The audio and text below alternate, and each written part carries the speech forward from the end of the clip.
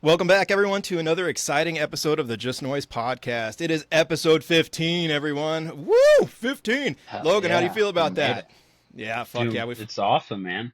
finally made it over that hump We where made it that majority of far. podcasts, they drop off, so we wanted to at least make it 15, so Yeah, patting on the we back did a little it. bit. Well, anyway, Yeah. so our guest today here, we've known this guy for a long time. You don't want your wife to be home alone when he comes by to deliver some milk, but so everybody welcome Dylan Wickwire. Dylan, what's going on, dude? Not much, man. Just living the dream. Hell yeah, dude. Good talking to you. It's been a while. Oh yeah, dude. It's been I don't even know. When was the last time? It was probably I want to say pre-COVID. Yeah, I think the last time that I Maybe. saw you in person might have been when you and Tristan watched me roll my ankle outside that Yeah. bar over here on the east side. That was awful. Yeah, dude. What was that? Was that Fremont? Yeah, it wasn't the Fremont. It was shit. I What can't. It's was it's like that? called Morty's now. It was that Oh. like winter toys for tots type show.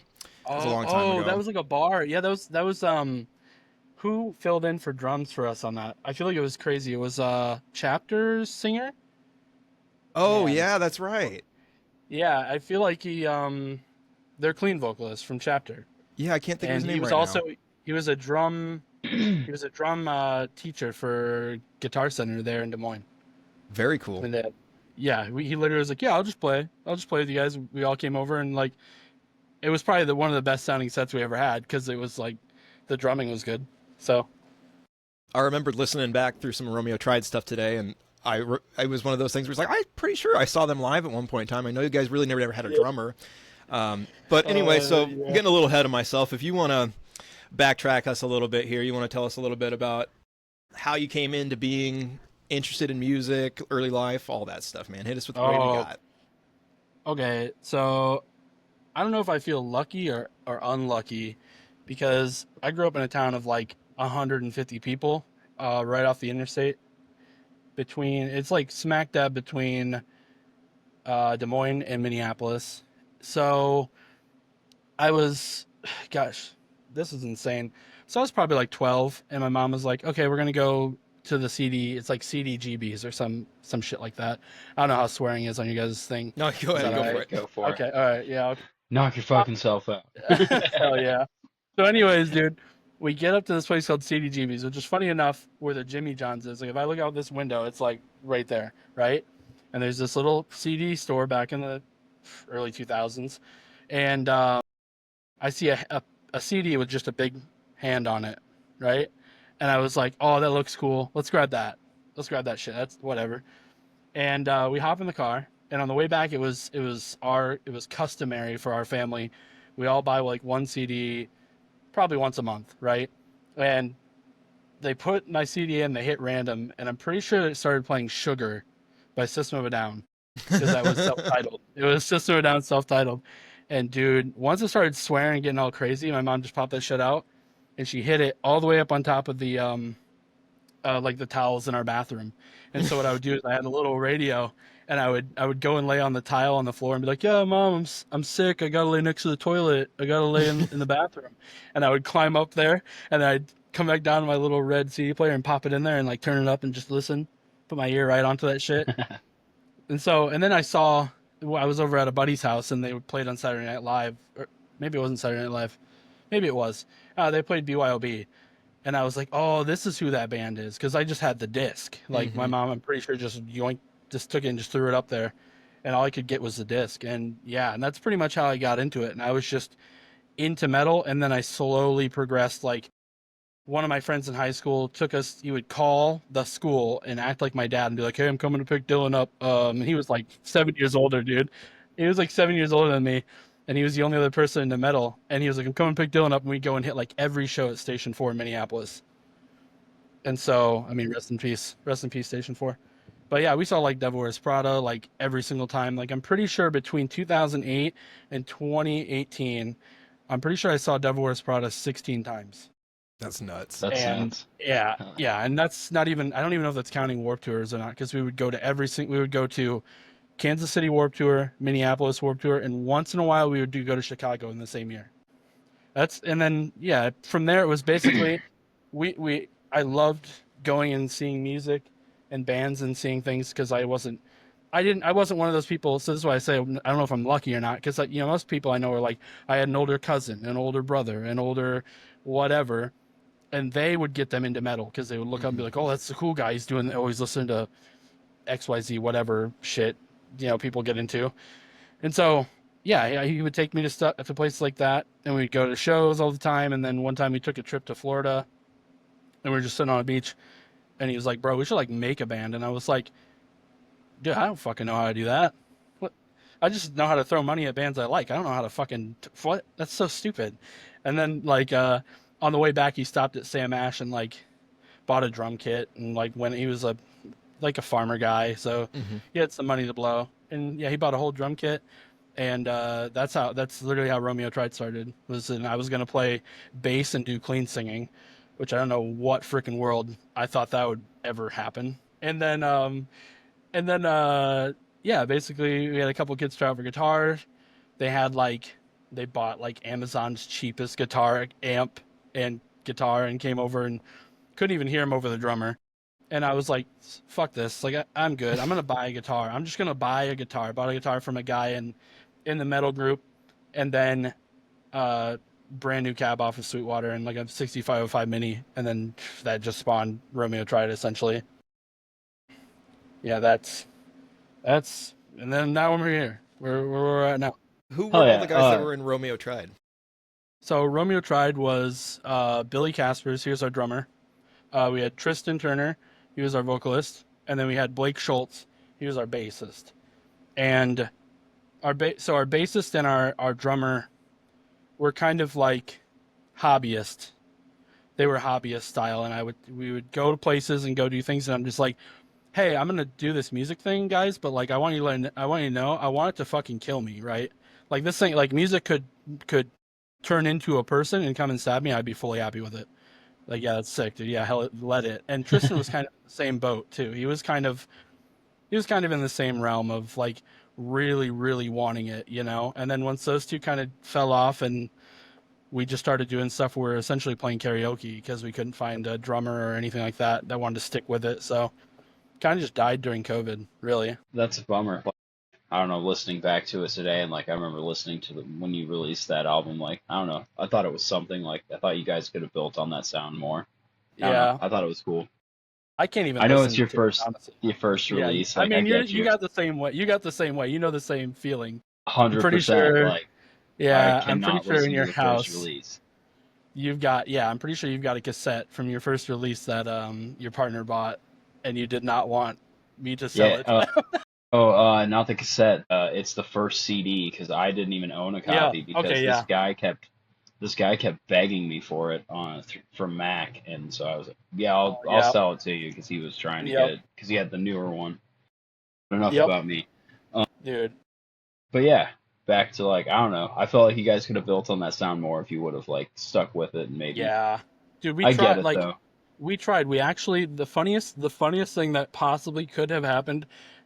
Afterward, so the reason that Romeo Tried essentially died was it was taking too long to record, and so our drummer was stuck in this old mentality where he was like, we'll just let the music do the talking, we'll just put the music out when it comes out and do no promotion and do that. And I was like, dude, I'm in the metal, like collecting. I was probably an admin at the time in Mac, and I was like, you can't just put an album out and just be like, well, hopefully people find it with no promotion. Right. Like just throw it. It's not how it works. And so I was like, well, I'm going to promote the shit out of it, even if we only have a single. I'm pretty sure we had Rusted Shut at that time.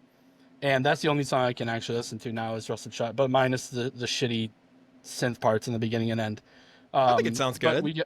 I mean, it was, I don't know, man. I guess it's just it's beauty, eye of the beholder type thing. Because a lot of people do tell me that Romeo Tried is their favorite project for me, and like that keeps me up at night. And I'll go back and try, man. And I'm just like I didn't know what double guitar taking, like I didn't. It's all just one guitar. There's no riffs underneath. There's no chugging underneath the riffs or anything. It's literally just like straight, like one guy could just one. I mean, I double tracked it all, but like Romeo Tried was such a wall. It's so weird to look back on it because I go, okay, well, I had gotten they said, well, we need to record. We need to go to some place and record. And I was like, that's not what we do. You don't do that nowadays. You don't. It's not really a thing unless you're a big band and you've already got stuff under your belt. You know, most people aren't going to be like, I'm going to go take my first and go to Will Putney's house, first time ever making an album. Like that doesn't happen, you know? And so we're sitting there and they're like, okay, well, you have a computer and like, you're kind of a big nerd, so you can do the recording. I was like, with what? With what? So he bought, oh my gosh, dude, I wish I could explain the drummer, but it's too much with him. But he was like, okay, well, I'm gonna, let's see, what do we need? And I was like, well, we just need an interface, and that's really it. You need an interface and some mics if you're recording live drums, but we're not going to record live drums. And he like acted like I just punched his mom when I said that. I was like, dude, no way. And so he goes, no, we're going to get it all. So I still have right now in front of me underneath this monitor is an 18i20 that he bought. Okay. And on top of that, he had also bought an 18i20 Octopre, which is like an extra 8 inputs or 16 or some wild thing. And he bought a huge drum mic kit, dude. And he comes shit. over. Dude, I'm not even kidding, bro. And he comes over and he's like, it's like, okay, so it was like mid-winter. No, I wouldn't say winter, fall. Mid-fall. So he's in the middle of harvest, right? For his, he's in the middle of harvesting. And he comes over and he's like, yeah, let's record drums. Like we were trying to pressure him to do drums for a long time. And me and Tristan were like, we're going to get just whatever we can get from him because he doesn't show up. He's never around. Like farmers work a lot. I give him that. But like, this is a whole nother thing. Didn't take his drum kit home to practice, left it in my basement, never took it home. Right. And so he comes over. I watched videos for hours, miking everything up perfectly, sitting there having Tristan hit the thing and make sure it's all in the right levels. Mm-hmm. He comes over. We're like, all right, dude, put these headphones on. We got to click that. He's like, I don't want that. I don't want that to click. And we're like, okay, yeah, cool. And he pulls out his phone and he's watching basketball on his phone and he has it sat on his like his one of his toms and he's watching basketball, playing through the songs, and like me and Tristan were like, perfect. And then we there's a guy named, what was his name? Watson. I don't know. He plays in a band named Rot from Minneapolis, and he's their bassist, I believe. And he was like, yo, if you guys pay me a couple of bucks, I'll turn what you, because at the time I didn't know how to MIDI drums. So we paid him to MIDI what he heard and send it back to us before we could send it to Ryan Worth to get it mixed and mastered. And dude, it was so funny when we, after the album was done, we're like, okay, we're going to play a 3-day album release tour. Like we're going to hit my own basement. We're going to hit like Lefties. No, not Lefties. I think I feel like it was Lefties and then there was Spicoli's. So we're like, yeah, we're going to do that. And he came over and Tristan and myself because Tristan lived with me at the time, were practicing to the album. We told Ryan, we said, just send me the drums and send me the bass. And we practiced to that. We just put that on and like I had a little DI box connected to my phone where I could hit play, and we had the sound clips all put in. It was like really pretty easy, like pretty whatever. And then Billy came over and we ran through Rusted Shut. Fine. Rusted Shut, no changes. Every other song, the guy who was doing our drums was like, what the hell is this fill? Like, what is this? Like, so he took all the fills that Billy had done and changed them to be like actual drum fills instead of just hitting. And Tristan and I would just stop when he'd mess up, dude, and it pissed him off so much that he quit the band. Oh shit.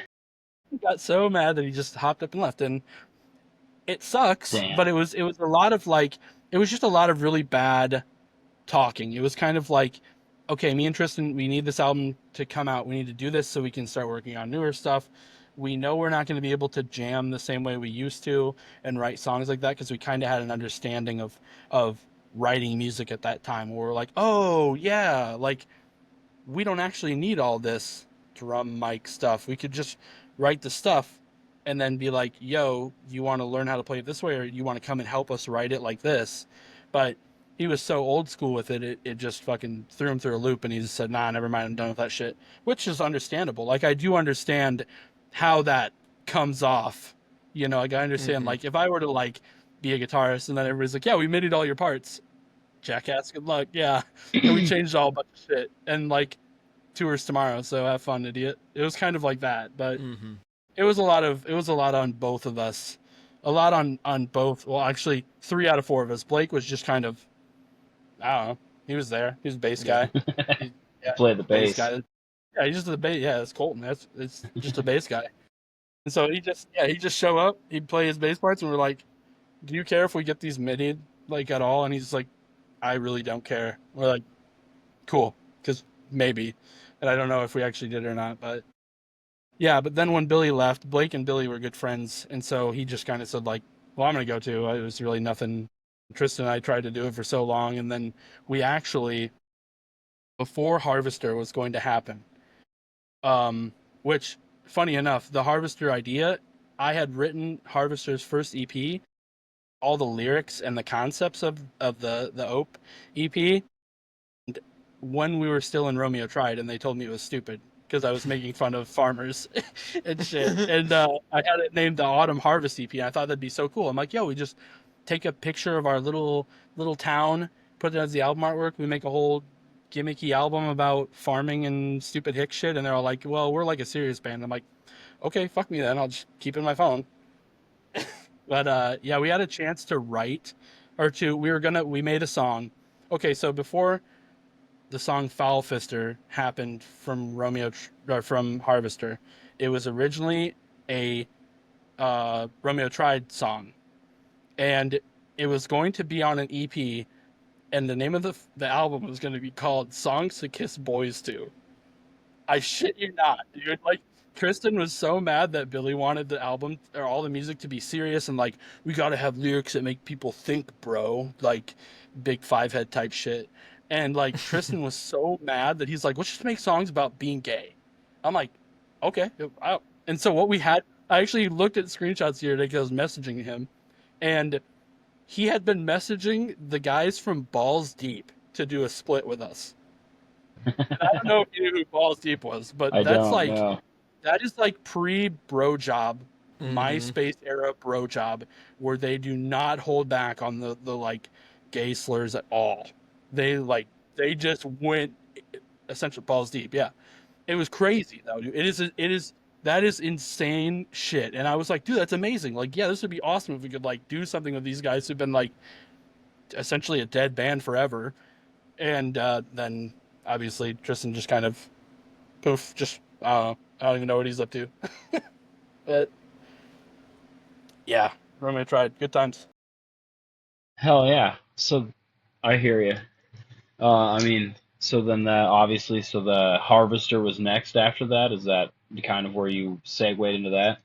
So was Harvester kind of like, was that just kind of your thing? Like you kind of wrote it all before you like found people to join in and do it with you, or was it a collective thing? Okay, so I was playing, I don't remember what I was playing, some sort of games with a guy named Adam Bowman, and he was a homie of mine, and he lived in North Carolina, and he was like a boomer shredder guy. Like, I don't know how to explain it. Pentatonic shredding, never remembered what the fuck he played, always drunk when he ripped it, right? And so I was writing Christmas 20, God, when was it? It was probably Christmas 2019, 2020. I literally wrote the entirety of Ope EP in a weekend, instrumentally. I don't remember why. I just decided, well, since Tristan is not working on this other thing, I'm going to sit down and write some goofy hee-haw shit. And so I sat down and I wrote out, and then Adam was like, hey, can I like shred on some of this? And I was like, sure, I'll just leave parts open for you. Like, I'll just cut out the things and just say, go for it. Yeah, just go for it. And that's what makes the Harvester first album so funny to me, just because it's just straight up like goofy deathcore shit, and then it's just like, here comes the most boomer shred shit you would ever hear in your fucking life, just out of nowhere. And then at the beginning it was just myself. It was just I was just hanging out in my room trying to learn how to MIDI drums. It was pretty much the entirety of it. That's why a lot of the songs are so short. Whatever. And then we had tryouts, and one of my friends from Metal and Core Collectors, Vinny, I can't remember his last name. He had a band called Death Upon the Ignorant, and they were a small like tech death band from Colorado, something like that. I think it's Colorado. And he said his vocalist wants to try to do more like heavier stuff that's not so like shreddy and like tech death shit. And so I was like, okay, well, we're gonna host like just open like, hey, this is I'm trying to do a project that's online. Let's fucking just here's a song, send me whatever you want. And this one guy from I don't even know where, I don't remember his name. We only had 2 people try out for it, and it was Damien, which obviously we picked, and this other guy who was like, yeah, bro, I got a professional studio. I went to school. He's like, he like mogged on me, dude. He like walked around his studio. He's like, this is my hardware. This is all my pedals, and like he's just like, I'm like, just put the fries in the bag, buddy. Just send me a vocal take. I don't give a shit what you got. Like, we're literally making songs about fucking chickens, dude. Like, it's not that deep, buddy. But so he never got it back. He literally never sent anything back. Chances are, had that guy sent something back, because Damien just sent me just him growling on his phone. And I was like, damn, daddy. Like, shit, okay. And like, and the other guy never sent anything back, so. But yeah, then we got Damien, and then we fucking just sent that shit. We did Ope, and then I moved to Arkansas after we released Ope, and I started working on Whelp, and that also took like a week. It was like a week to write that shit. But Adam was actually living at my house at the time, and he was able just to play guitar on it there, and we were able to like work together, because I'm not really good at the whole like bunch of guys in a room fucking making music. Like, it just feels too like jammy, and like I don't know what the fuck we're gonna get out of this. But I just haven't been in that situation for such a long time. I'm sure now it would be fine, but back in the day I was like, I'm gonna just write something, and if you guys go like that sucks, I'll say okay, I'm gonna change it, and we're gonna go somewhere else. But it just kind of like went. Whelp went really well. Like, we did really well with Whelp, and then after that, I'm pretty sure my brother was in the band at that time. Colton had joined during Whelp because he lived in Arkansas as well, and my brother is a bassist. Like, not a fuck the second worst guitarist in a band. Like, he's like a legitimate bassist where that's what he does. So it's kind of a rare thing to have, where it's like somebody who loves the bass so much, because I play like the same fucking thing I'd play on the guitar. I would just pick up the guitar and be like, yep, same riff, different octave, here we are. But like, no, he fucks with that shit heavy, dude. And so when we got him in there, it was like, oh, that's what Ope is missing, is just an actual fucking bass player. And then eventually Adam got kicked out because he was fucking scamming people using the Harvester logo, and it's really weird. That whole situation with him is just the weirdest shit that could possibly happen in a band, where it's like, oh, like, yeah, because when I like, even now we're at the level where we've got Colin for our drummer, and he was an Emblem. And now he's going back and doing like stuff with what do you call that? Like, he's doing t-shirts and doing printing again, I believe. And I'm just like, buddy, just send it. Like, you got an idea, bro? Just do it. I have a notepad on my phone that's like 7 pages long of just the goofiest, dumbest shit. And if you were to read it, you would just have an aneurysm, because you would have no idea what the fuck you're reading. Like, it's just the merch ideas and just the dumb meme shit. And so I'm like, dude, if you have an idea for something, just like say in the band, like you want to, like, we play one live show a year. And I'm like, dude, if you want to do merch stuff, I don't really care. Like, just send it, and like, we'll figure it out. I don't care. Like, so, but with Adam, he was doing it facetiously. He was finding people back home who didn't have social media, and he would be texting them saying, "Hey, my band's making merch, and I'm really poor right now, so if you could buy a sweatshirt, that would be cool. Here's the design." Mock-up I've never seen, shit I've never seen. And so I'm like, okay, and I didn't think anything of it for a long time because I didn't know it was happening. I didn't know it was happening for probably close to a year, actually. And we'd moved back from Arkansas to, well, Mason City. He moved back. He moved here with us too, and he lived in my parents' basement. And I moved to Charles City because we were getting ready to have our kid. And anyways, one of my friends, I was working at the post office one morning. One of my really good friends, who's a really, really big supporter of the band, was like, "Hey, I bought shirts from Adam like a year ago, and I sent him like $150. Like I haven't got him yet." And I'm like, "No way! Like that's like no way, dude." So I hit up Adam in the band chat, and then like as after I hit him up, I made a post that was like, "Hey, like we kicked this guy out. Like I knew it was something bad. Like I knew he was doing bad shit, right? Like he was taking advantage of my parents, all sorts of crazy shit, dude. It was a lot of stuff." And there was a list of people, and it equaled up to about $1,000 that he had stolen from random people, and I don't even know if that's all of them. I don't know if it's all of them, but I had started to like if people were like, "Hey, I got a shirt that like is like the only one that I can really remember that I had like that wasn't an extra was the one who was like it's better to come in the sink than sink in the cum." Had the cowboy on it, and it had like the fucking stick figure with the cock on it. And somebody was like, "Yeah, I bought that from Adam and I didn't get it." So I just literally sent the lady that my own. And I like got rid of a whole bunch of merch that was my own to cover up for his mistakes. And then his brother was going to help pay it back. And then he instantly realized how fucked it was because Adam had also stole a guitar from me and pawned it. So he owed like another 1,000 on top of that shit, bro. And then like last year, it was just last year, he had made some cringe comment on some post, and one of my friends saw him. And one of my friends is very smart, and instead of calling him out, he basically figured out who his girlfriend was. And so I messaged his girlfriend. I said, "Hey, like this guy that you're with is doing all this. He did all this terrible shit."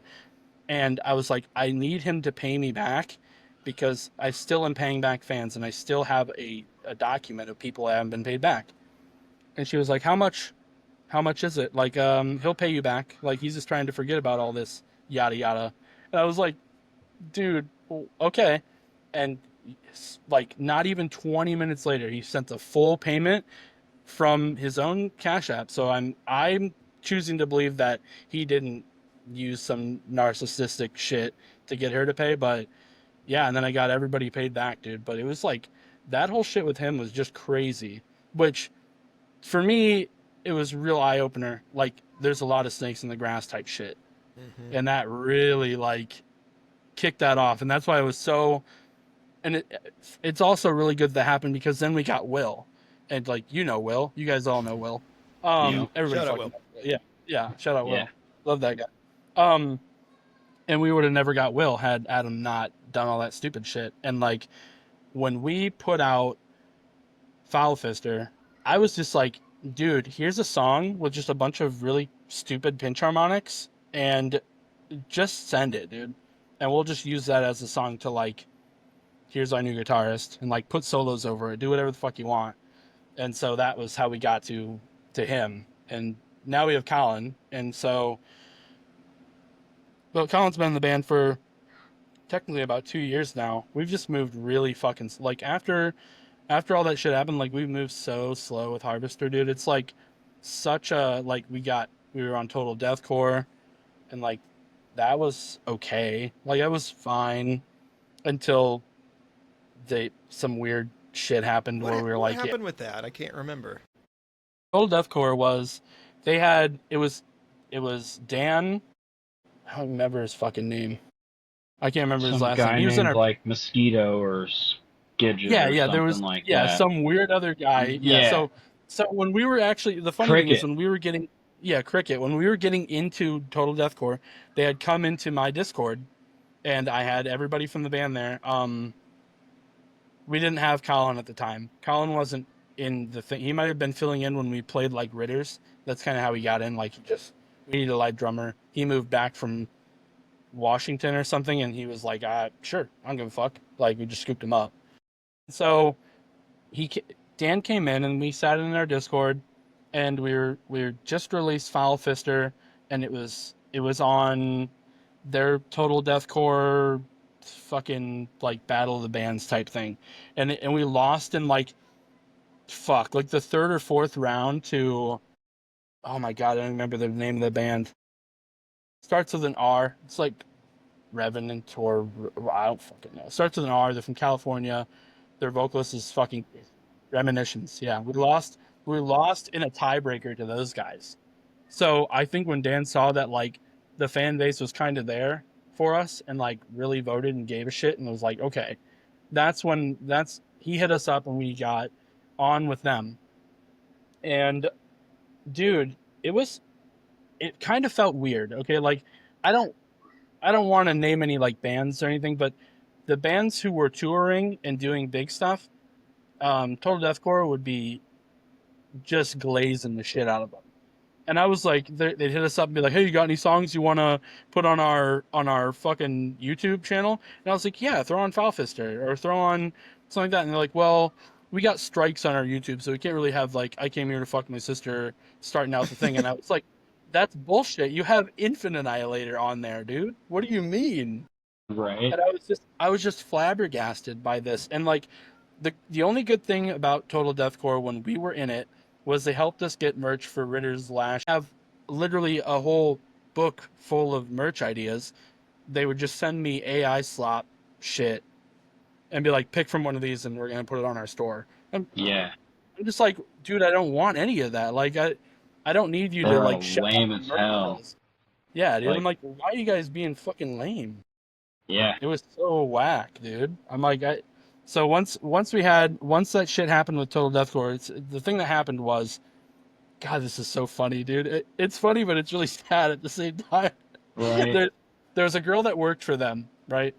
Just a girl that worked for them, and like, it was the coworker they fucking hated. Like they hated this girl, which to me is like insane because like it had to be a friend or something first. You had to have hired this person and known who they were. You didn't just put in applications and there wasn't some sort of like, you gotta hire one lady, you know? Like it wasn't like that. It had to be a friend or something. And she started like crashing out. For some reason, she started crashing out and being weird online and sending weird shit to people. Anyways, I guess she died. Okay? She died. And I'm gonna say that here, and and there were things that leaked where they were talking shit about her post death, like gross things. Cricket and Dan and all those guys that worked there, and I saw a few guys in bands that I really admired saying like, "Yo, look at these screenshots. Like, you're with Total Deathcore. We're not anymore." And I was like, "Oh, that's easy. All right, sweet. We're looking to leave anyways. See ya." And we just like kicked him out of our band chat, and like even the contract was just basically like us giving him right to use our logo to make merch. It had nothing to do with music. It had nothing to do with any royalties or anything. Everything we made, we kept for ourselves. We didn't have to give him access to our DistroKid, nothing like that. And so, and then like I shit you not, probably 6 months ago, he like tried to come back. Dad tried to come back and was like, "Look at this. This lady was actually a Nazi, bro." And like he sounds like some History Channel bullshit. Dude, yeah. He's like, it was insane. It's like he came back and he was like, tried to rebrand as like a video game channel or some shit. That's exactly what he did, dude. He was like, "I'm coming back. All these people didn't have my back when I was like trying to be mean to a Nazi, but I didn't say that, and I just was being gross." It was just it's such a weird way to like twist it, and like we're just happy we got out of that shit, honestly, bro.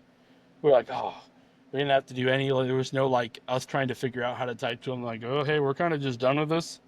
But yeah, there were so many times where we're like, why are we getting no glaze, dude? Why do you not glaze us at all? And we're like we're sending him in our shit when our Facebook was popping.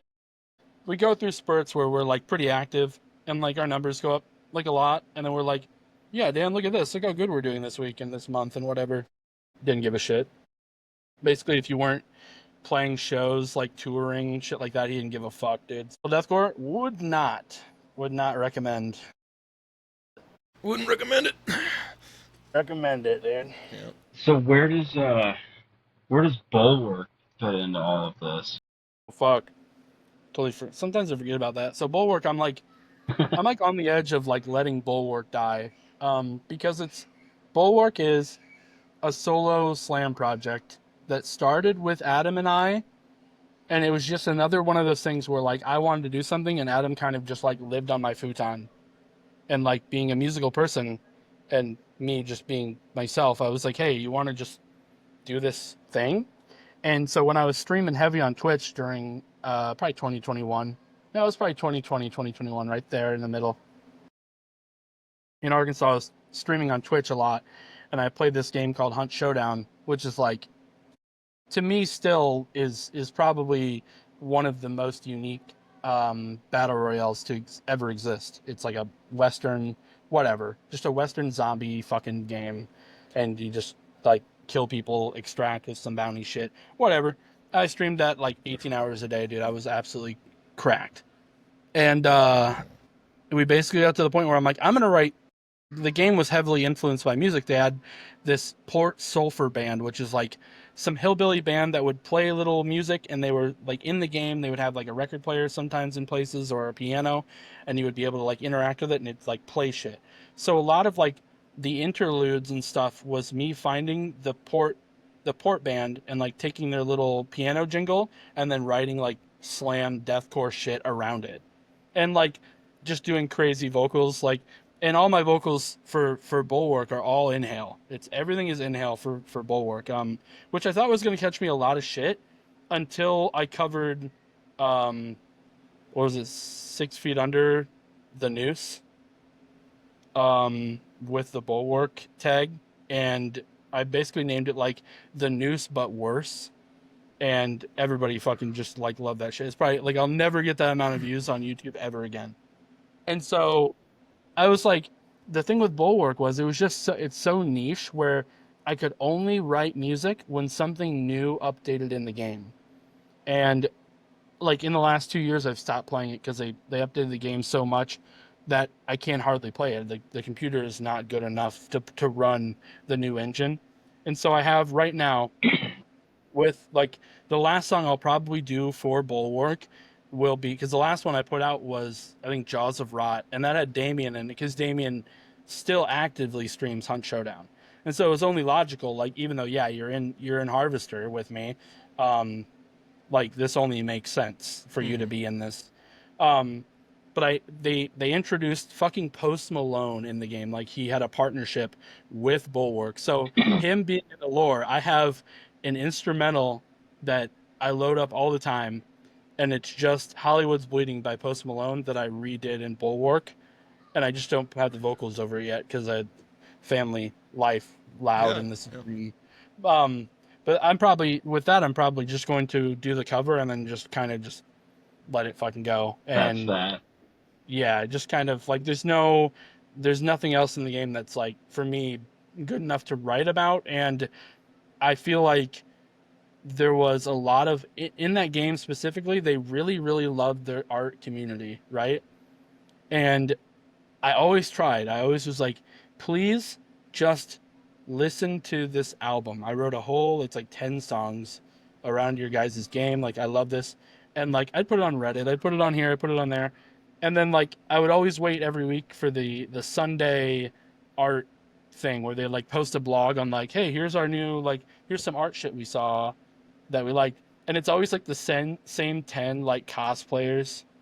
And it was like, and then like one time they're like, oh, we have a band, and it's like it's like a Port Sulphur type band, and I'm just like, I'm like, dude, I'm not gonna keep doing this because I want you guys to understand that like I love this game, and just the no recognition from that just kind of burnt me out. And I'm not typically one to be like, look at me, like a pick me type when it comes to music stuff. Like when I talk to Will and a lot of other musicians, they're very like, hey, we wrote an album and we had like 20 songs we didn't use. I've never written a song that hasn't been released. Everything that I write somehow just comes out in somewhere.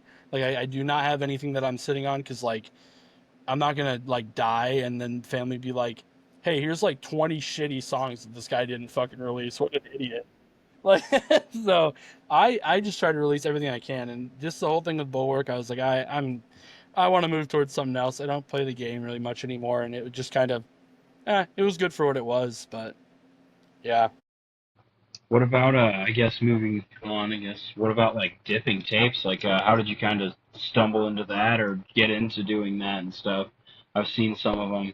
I think I have one of the ones that you did actually on my shelf. I have a couple of them that you did on my I shelf actually actually. brought a few up Cool. from my own, just because I had seen that you were gonna ask me about that. So how I got into it was I wanted to make cassette tapes for the box set for Harvester because that was kind of like my biggest I don't know what the word is for it. Like it's a fulfilling thing. Something about being in metal collecting for so long and seeing these really cool things that like always seeing the threads that were like, what weird shit do you have from a band that like oh here's a butt plug, fucking like crazy shit like that.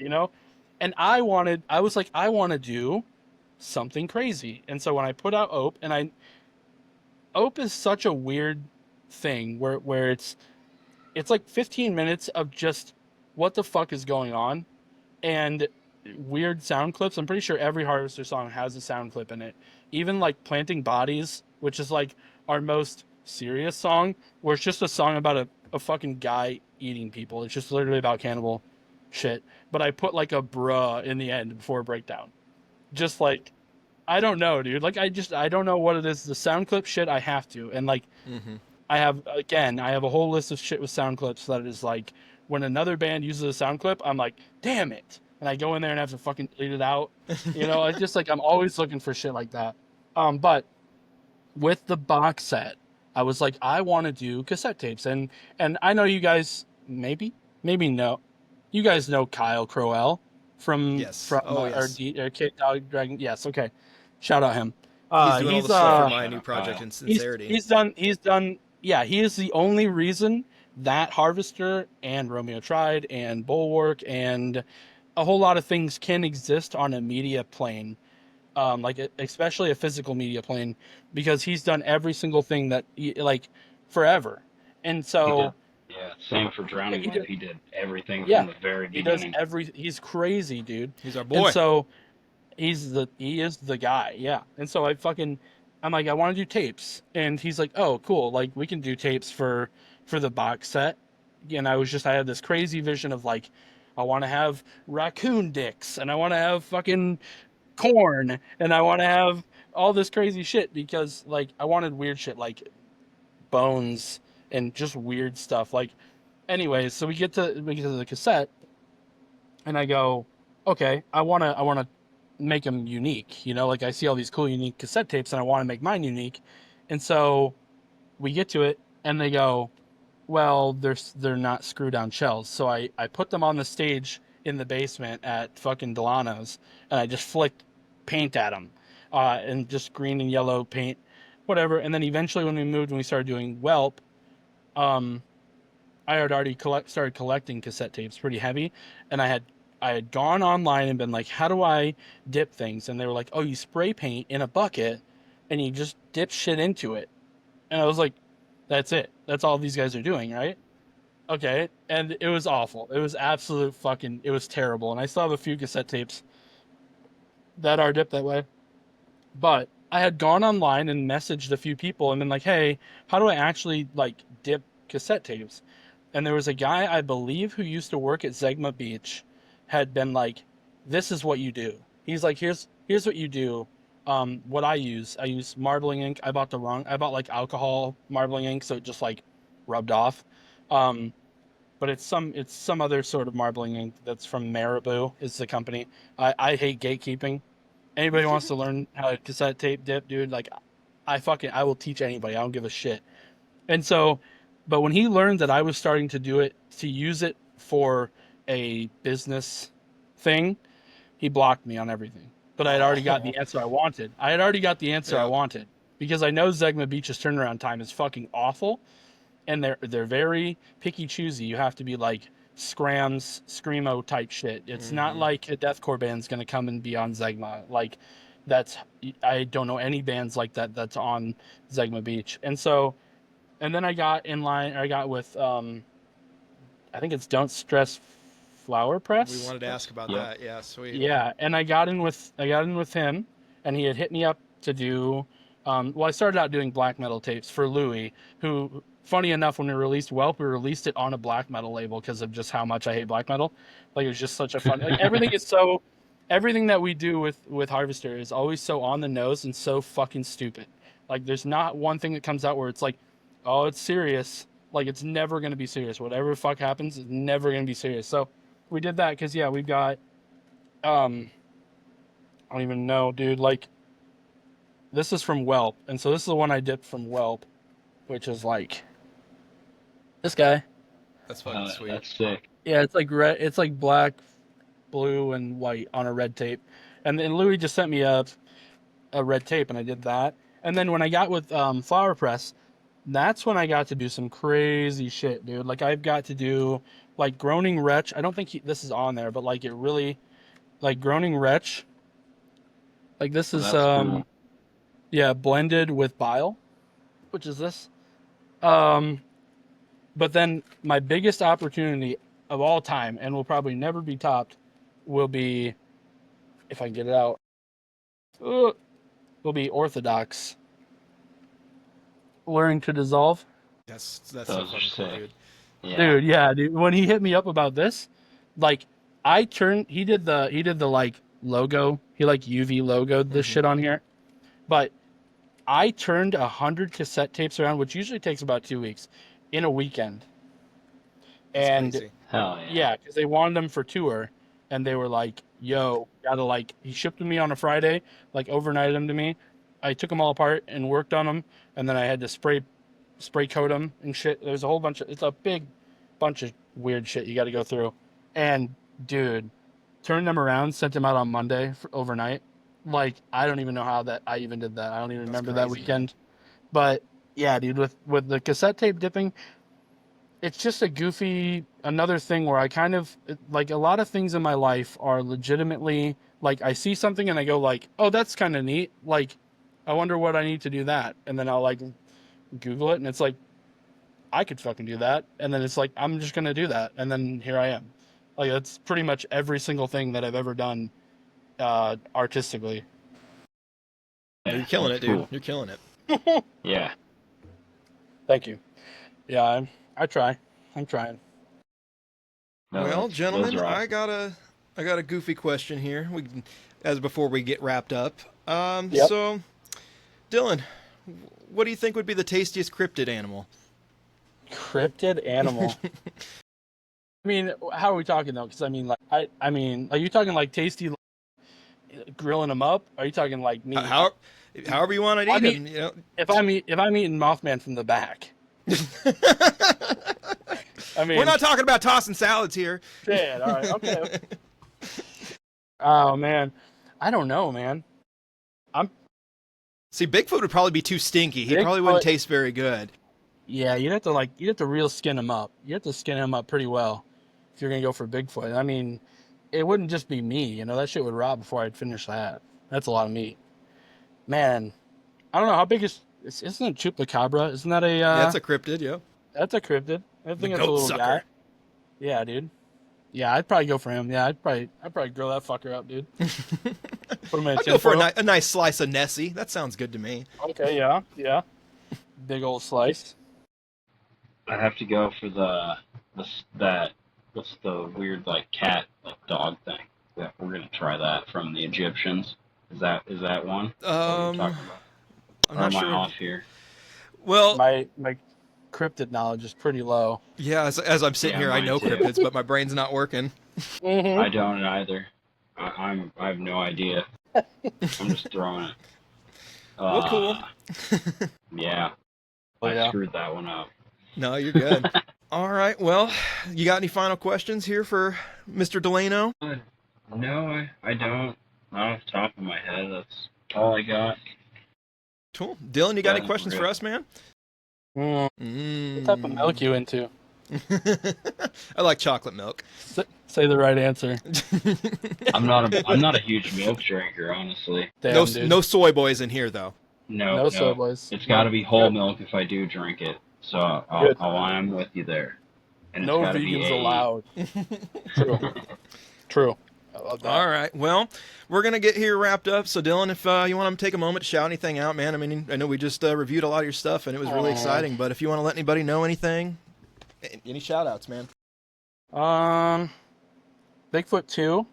That's soon. Bigfoot 2. Yep, Electric that's Boogaloo. coming. That's coming. Yep. Sasquatch Boogaloo coming out. Soon, as the local bands would say, big things. Only because Bigfoot's in the name. Shit, dude. It's too much. Shout out fucking Will. Shout out Neil Schneider.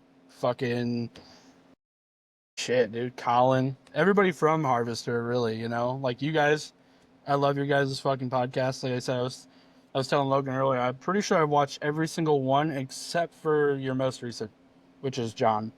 Thanks, bro. So, thank you. Yeah, dude. Like I like when I saw, because I've never been like a podcaster guy. Like I've never really been like I listened to one podcast ever, and it was like the last podcast on the left, which is the only one I ever fucked with, right? And that's just serial killer goofy shit. But like when I saw you guys were doing fucking music podcasts, I was like, dude, I gotta see what this is about, because like, and I'm pretty sure your first ones were like just you, like. I did 2, yeah, 2 without Logan, I think. Yeah, Mm-hmm. and then pretty sure when I saw Logan's, I was like, this is fucking awesome. Like I love both of those guys. So yeah, I'm just happy to be here. Really, I mean that's it. Like, shout out you guys. Thank you. Like our brand's like, fucking see you, buddy. Peace. Amazing. Sorry. Hell yeah. But yeah. Shout out you guys. This shit's cool. I've never been on a podcast or anything like it, so Well, love it. Yeah, dude. Thanks for coming. It was a lot of fun talking with you, and we were really excited when we thought of it. It was just like, oh shit, we should get him on. Yeah. So sorry it I'm took just 15 around, episodes. I don't care, man. It could have taken 100. I wouldn't give a shit. Yeah, I'm always around. I love it. Well, cool, man. All right. Well, everybody, it's been another exciting episode of Just Noise. So again, look out for anything that our friend here does. He's killing it out there. We love Dylan. Episode 15. Again, thank you, everyone. Thank you. Drop by all the time. Let us know how we're doing. You know, tell us if we suck. Just kidding. Anyway. Like it. All right. Well, have a good weekend. Well, have a good week. This will be on a Monday. Good to see you, everybody. It's been Just Noise. Peace.